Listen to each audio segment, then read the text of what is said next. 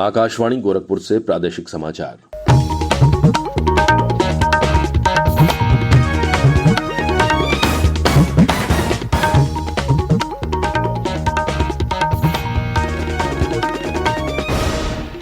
नमस्कार, समाचार बुलेटिन के साथ मैं विकास राय। पहले मुख्य समाचार। उच्चतम न्यायालय ने आर्थिक रूप से कमजोर वर्गों के लिए शिक्षण संस्थानों में प्रवेश और सरकारी नौकरियों में 10% आरक्षण की वैधता रखी बरकरार। राज्यपाल आनंदीबेन पटेल ने स्काउट्स एंड गाइड्स में विद्यार्थियों की भागीदारी बढ़ाने पर दिया बल। नगर विकास मंत्री ए.के. शर्मा ने डेंगू सहित अन्य संचारी रोगों की रोकथाम और नियंत्रण के लिए निकाय अधिकारियों को दिए जरूरी निर्देश। कहा, नागरिकों की शिकायतों के समाधान के लिए बनाएं कंट्रोल रूम। और प्रदेश भर में धार्मिक श्रद्धा और उल्लास के साथ मनाया गया कार्तिक पूर्णिमा और देव दीपावली का पर्व। 10 लाख दियों से रोशन हुए काशी के गंगा घाट।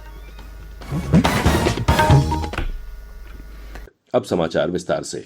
उच्चतम न्यायालय की 5 न्यायाधीशों की संविधान पीठ ने कल 3-2 के बहुमत से 103वें संविधान संशोधन की वैधता बरकरार रखी है। इसमें प्रवेश प्रक्रिया और सरकारी नौकरियों में आर्थिक रूप से कमजोर वर्गों के लिए 10% आरक्षण का प्रावधान है। न्यायाधीश दिनेश माहेश्वरी, न्यायाधीश बेला त्रिवेदी और न्यायाधीश जेबी पारदीवाला अधिनियम के पक्ष में थे, जबकि न्यायमूर्ति एस रविंद्र भट्ट ने कानून को भेदभावपूर्ण और बुनियादी ढांचे का उल्लंघन बताते हुए इस पर असहमति व्यक्त की। प्रधान न्यायाधीश यूयू ललित ने न्यायमूर्ति एस रविंद्र भट्ट की राय का समर्थन किया। न्यायमूर्ति त्रिवेदी ने फैसला सुनाया कि आर्थिक रूप से कमजोर वर्ग को 10% आरक्षण दिए जाने संबंधी कानून भेदभावपूर्ण नहीं है। न्यायमूर्ति माहेश्वरी ने कहा कि आर्थिक मानदंड को ध्यान में रखते हुए आरक्षण देने संबंधी कानून बुनियादी ढांचे या समानता संहिता का उल्लंघन नहीं करता। जनवरी 2019 में संसद ने 103वें संविधान संशोधन को मंजूरी दी थी और इसे तुरंत ही उच्चतम न्यायालय में चुनौती दी गई थी। राज्यपाल आनंदीबेन पटेल ने प्रदेश की आबादी को ध्यान में रखते हुए स्काउट एंड गाइड में विद्यार्थियों की भागीदारी बढ़ाने पर बल दिया है। श्रीमती पटेल कल राजभवन में भारत स्काउट एंड गाइड की स्थापना दिवस पर संगठन के प्रांतीय पदाधिकारियों को संबोधित कर रही थीं। उन्होंने कहा कि संगठन अपने प्रशिक्षण में ऐसी गतिविधियां शामिल करे जिससे प्रतिभा संपन्न व्यक्तित्व का निर्माण हो और देश को एक जिम्मेदार नागरिक मिल सके। इस दौरान राज्यपाल ने स्काउट एंड गाइड के बच्चों को शैक्षिक भ्रमण कराने पर भी जोर दिया। उन्होंने कहा कि इससे विद्यार्थियों में निरीक्षण की क्षमता का विकास होगा और वे आगे चलकर एक जिम्मेदार अधिकारी बन सकेंगे। इससे पहले संगठन के पदाधिकारियों ने राज्यपाल को गाइड स्कार्फ बैज लगाकर सम्मानित किया। इस अवसर पर भारत स्काउट एंड गाइड के प्रादेशिक मुख्य आयुक्त प्रभात कुमार ने संगठन की गतिविधियों और सेवा कार्यों की चर्चा की। श्री कुमार ने कहा कि ये देश का गैर राजनीतिक और अनुशासनबद्ध तथा निर्धारित ड्रेस कोड में रहने वाला संगठन है। मुख्यमंत्री योगी आदित्यनाथ ने स्काउट्स गाइड के 72वें स्थापना दिवस पर प्रदेशवासियों को बधाई दी। श्री योगी ने कहा कि राष्ट्र और समाज सेवा में भारत स्काउट्स एंड गाइड लगातार उल्लेखनीय योगदान दे रहा है। नगर विकास मंत्री ए.के. शर्मा ने शहरों में डेंगू के बढ़ते मामले और संचारी रोग को देखते हुए सभी शहरी निकायों के अधिकारियों को निर्देशित किया है कि वे नागरिकों को राहत देने और आम जन की शिकायतों का समाधान करने के लिए अपने अपने मुख्यालय पर डेडिकेटेड कमांड कंट्रोल सेंटर जल्द स्थापित करें। श्री शर्मा ने स्वास्थ्य विभाग से समन्वय कर डेंगू और मलेरिया को नियंत्रित करने के लिए माइक्रो प्लानिंग बनाने को कहा है। उन्होंने डेंगू सहित अन्य संचारी रोगों को फैलने से रोकने के लिए लगातार फॉगिंग करने, एंटी लार्वा का छिड़काव तथा साफ सफाई पर विशेष ध्यान देने का निर्देश भी दिया है। इसके अलावा इन सभी रोगों से लोगों को बचाने के लिए उन्हें जागरूक करने का निर्देश भी दिया है। नगर विकास मंत्री ने किसी भी निकाय में संसाधनों की कमी न होने पाए, इसके लिए जरूरी निर्देश भी जारी किए हैं। श्री शर्मा ने अलीगढ़, कानपुर और लखनऊ के नगर आयुक्तों को सफाई व्यवस्था को प्राथमिकता के आधार पर दुरुस्त करने का निर्देश भी दिया है।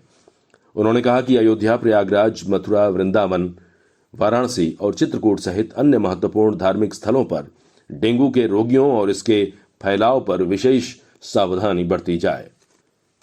प्रादेशिक समाचार आप आकाशवाणी गोरखपुर से सुन रहे हैं। ये समाचार बुलेटिन हमारे YouTube channel AIR news Gorakhpur और ट्विटर हैंडल AIR News_GKP पर भी उपलब्ध है। देव दीपावली और कार्तिक पूर्णिमा का पर्व कल प्रदेश भर में आस्था, भक्ति और हर्षोल्लास के साथ मनाया गया। वाराणसी में देव दीपावली पर भव्य आयोजन हुआ। गंगा घाटों पर 10 लाख से अधिक दीप प्रज्वलित किए गए। चेत सिंह घाट पर 3D projection mapping laser show खास आकर्षण का केंद्र रहा। गंगा में लेजर और लाइट मल्टीमीडिया शो ने श्रद्धालुओं का मन मोह लिया। काशी विश्वनाथ कॉरिडोर के लोकार्पण के बाद ये पहली देव दीपावली थी। इस अवसर पर काशी विश्वनाथ मंदिर में 50 टन फूलों से सजावट की गई। रंग बिरंगी आकर्षक रोशनी से जगमग काशी विश्वनाथ धाम अलग ही छटा बिखेर रहा था। गंगा पार रेत पर 2 लाख से अधिक दीप प्रज्वलित किए गए और आसमान में रंग बिरंगी आतिशबाजी की गई। देव दीपावली का साक्षी बनने के लिए वाराणसी में देश विदेश से लाखों की संख्या में पर्यटक पहुंचे। देव दीपावली का पर्व कार्तिक पूर्णिमा के दिन मनाया जाता है, लेकिन आज कार्तिक पूर्णिमा पर चंद्र ग्रहण होने के कारण इसे एक दिन पूर्व ही मनाया गया। वहीं कार्तिक पूर्णिमा पर कल पीलीभीत जनपद में दिवहा नदी के ब्रह्मचारी घाट और शारदा नदी के धनारा घाट सहित विभिन्न घाटों पर बड़ी संख्या में लोगों ने स्नान किया। गोमती नदी के माधो टांडा स्थित उद्गम स्थल पर कल से 6 दिवसीय गंगा स्नान मेले का भी शुभारंभ हुआ। मुख्य अतिथि पूरनपुर विधायक बाबूराम पासवान ने फीता काटकर मेले का शुभारंभ किया। इस अवसर पर काफी संख्या में श्रद्धालु यहां पहुंचे और स्नान, दान व दर्शन पूजन किया। बस्ती जिले में मखौड़ा धाम में भी देव दीपावली पर 5100 दीप प्रज्वलित किए गए। सैकड़ों की संख्या में श्रद्धालुओं और आमजन ने यहां कार्तिक पूर्णिमा पर मनोरमा नदी में स्नान किया। गोरखपुर में राप्ती नदी के तट पर स्थानीय सांसद रवि किशन अन्य जनप्रतिनिधियों के साथ भव्य आरती में शामिल हुए। देव दीपावली पर नदी घाट को हजारों दियों की रोशनी से जगमग किया गया। बलिया जिले में तमसा नदी में कार्तिक पूर्णिमा पर बड़ी संख्या में लोगों ने स्नान किया। इसके साथ ही लगभग 1 माह तक चलने वाले ऐतिहासिक ददरी मेले की भी शुरुआत हो गई। नगर पालिका परिषद की ओर से कार्तिक पूर्णिमा की पूर्व संध्या पर यहां भव्य आरती का आयोजन किया गया। लखनऊ में देव दीपावली के अवसर पर नगर के मनकामेश्वर उपवन घाट पर गोमती नदी की आरती की गई। वहीं लक्ष्मण मेला मैदान में हजारों दिए गोमती के किनारे रोशन किए गए। वीरों को समर्पित इस दीपदान के दौरान देशभक्ति के गीत भी गाए गए। उधर हापुड़ के गढ़ मुक्तेश्वर में कार्तिक पूर्णिमा पर लाखों श्रद्धालुओं ने गंगा में स्नान किया और अपने पितरों की आत्मा की शांति के लिए दीपदान किया। कार्तिक पूर्णिमा पर कल भगवान बुद्ध की प्रथम उपदेश स्थली वाराणसी के सारनाथ में देश विदेश से आए हजारों बौद्ध भिक्षुओं ने पवित्र अस्थि कलश के दर्शन किए। मूलगंध कुटी विहार में सुबह 5 बजे विश्व शांति हेतु पूजा के बाद पवित्र अस्थि कलश को शीशे के जार में रंग बिरंगे फूलों से सजाकर रखा गया। श्रद्धालुओं की भीड़ को देखते हुए यहां सुरक्षा के कड़े प्रबंध किए गए थे। प्रधानमंत्री नरेंद्र मोदी ने देशवासियों को कार्तिक पूर्णिमा और देव दीपावली पर हार्दिक शुभकामनाएं दी। अपने ट्वीट संदेश में श्री मोदी ने कहा कि कार्तिक पूर्णिमा और देव दीपावली भारत की प्राचीन संस्कृति, आध्यात्म और परंपरा का प्रतीक है। उन्होंने कामना करते हुए कहा कि पवित्र स्नान और दीपदान से जुड़ा ये अवसर हर किसी के जीवन में नई ऊर्जा का संचार करे। राज्यपाल आनंदीबेन पटेल और मुख्यमंत्री योगी आदित्यनाथ ने भी प्रदेशवासियों को कार्तिक पूर्णिमा और देव दीपावली की बधाई दी।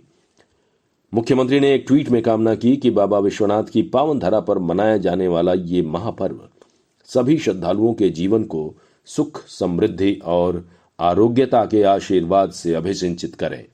गुरु नानक जयंती गुरु पर्व आज धार्मिक श्रद्धा के साथ मनाया जा रहा है। ये दिन सिख धर्म के संस्थापक और प्रथम गुरु नानक देव जी के प्रकाश पर्व के रूप में मनाया जाता है। प्रधानमंत्री नरेंद्र मोदी ने देशवासियों को गुरु पर्व की हार्दिक शुभकामनाएं दी हैं। और अंत में मुख्य समाचार एक बार फिर। उच्चतम न्यायालय ने आर्थिक रूप से कमजोर वर्गों के लिए शिक्षण संस्थानों में प्रवेश और सरकारी नौकरियों में 10% आरक्षण की वैधता रखी बरकरार। राज्यपाल आनंदीबेन पटेल ने स्काउट्स एंड गाइड्स में विद्यार्थियों की भागीदारी बढ़ाने पर दिया बल। नगर विकास मंत्री ए.के. शर्मा ने डेंगू सहित अन्य संचारी रोगों की रोकथाम और नियंत्रण के लिए निकाय अधिकारियों को दिए जरूरी निर्देश।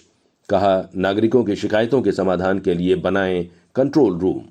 और प्रदेश भर में धार्मिक श्रद्धा और उल्लास के साथ मनाया गया कार्तिक पूर्णिमा और देव दीपावली का पर्व। 10 लाख दियों से रोशन हुए काशी के गंगा घाट। और इसी के साथ ये समाचार बुलेटिन समाप्त हुआ। नमस्कार।